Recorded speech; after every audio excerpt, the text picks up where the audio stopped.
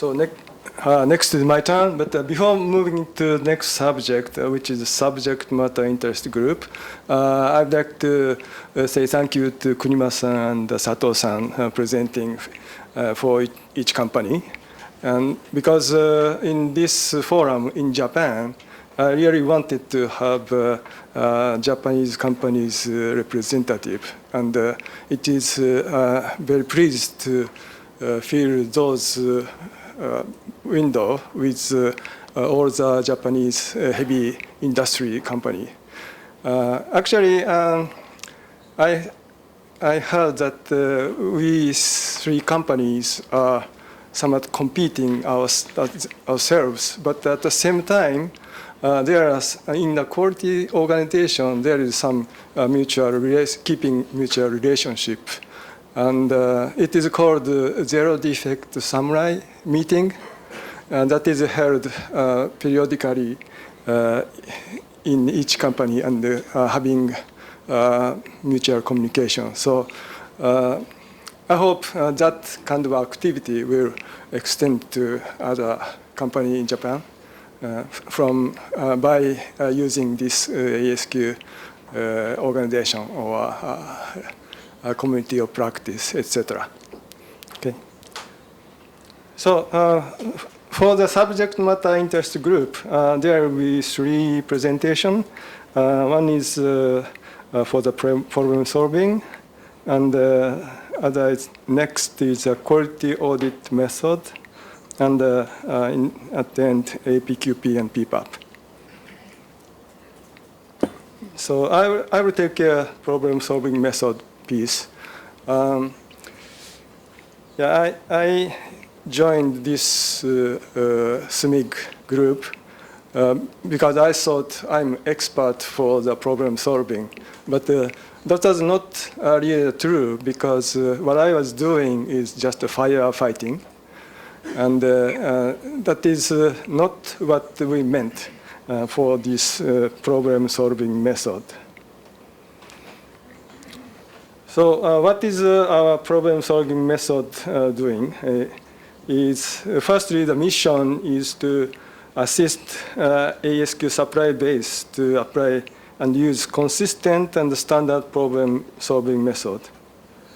And that is to mitigate a recurring problem, not only firefighting and to take out the containment, but you need to get into the real root cause.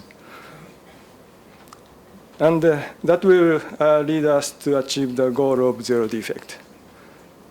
And our goal is, our SMIG group goal is to increase such a communication with the supplier and increasing the knowledge to solve big or small issues, and provide the template or example for problem solving, and keeping the reference manual up to date. Our group is taking responsibility for AS13100 Part A, Section 10, which is covering the problem solving, but also some other areas. And and also sharing a platform for the lessons learned. So who is the problem solving SMIG? These are the experts from every company in AESQ member, like GE, Honeywell, Rolls-Royce, Pratt & Whitney, MTU, GKN, and I'm also working as a deputy leader, but not the expert yet. But those other members are really the experts to support the problem solving.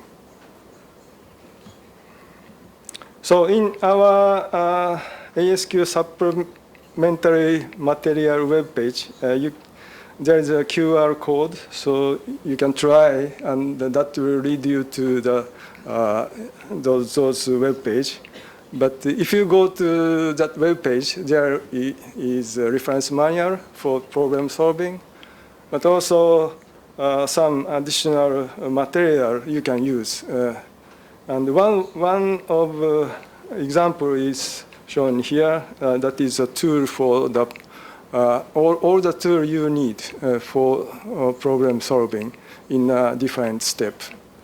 This tool is gathered by all the member who's using these tools. So if you take a look, you'll see a lot of different kind of tool in a different stage of problem solving. So you might be interested, and some of tool might be useful for your company. So please take a look and try.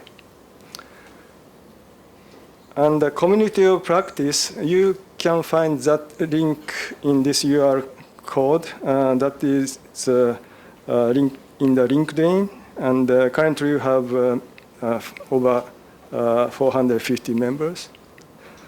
So please try and join in this community. Okay. And for the past events, we had 2 webinars. One is what makes a good 8D. We did this webinar in 2022, and we presented the key question, essential points for 8D investigation. And you will find how you should approach to the problem. Basically, not just reacting, but not. You need to take a moment to collect the objective information and take a look with a cross-functional team to understand, and then look into what is the real root cause for those issues. And the other webinar was held in 2023 for 5Y for 8D, which is try to explain where you want to analyze the 5Y and so try to find the cause. What made the problem, and also why it is missed and escaped. And by analyzing those questions, you may be able to find what was a systemic issue in your QMS, and that will be really the root cause that you want to correct. So those key points is explained with a simple example. So you may be interested in these webinars. These are, you can find these record in video in AESQ homepage. So if you are interested, please take a look on those. And finally, what is we are planning this year is, we have a meeting almost every week to planning these webinars. One is developing multiple path root cause analysis. Often, if you investigate, you need to branch your cause into different area. So one webinar is planning to explain those methods. The second is how 8D interact with PFMEA. At the end of the 8D assessment, you may want to correct your system, but often you want to use you want to go back to PFMEA, and that area will be explained. And these 2 webinars are almost ready to go, and we are trying to fix a date sometime around May, June timeframe. So, and also 2 more subjects, how to describe nonconformance, which is sometimes creating a lot of issue, clear your nonconform material, and just repeat a question with OEM. That will increase your inventory, etc. So that area, a lot of AESQ members also felt is an issue. So we are trying to cover those areas at this moment. And also, when to use 2D, 4D, 8D. Depending on your problem, you may use simpler version of 8D or 2D. Yes, so that's another subject that we are planning. And also, we will try to update the RM13000 along with AS13100 revision soon, coming soon. And also, there will be some more we are considering. So please look forward to our activities.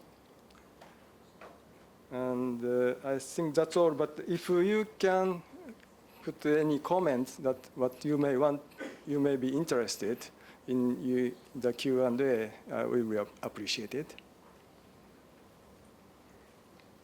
Okay, that's all for me. So I'll pass to Jim Wilson-san.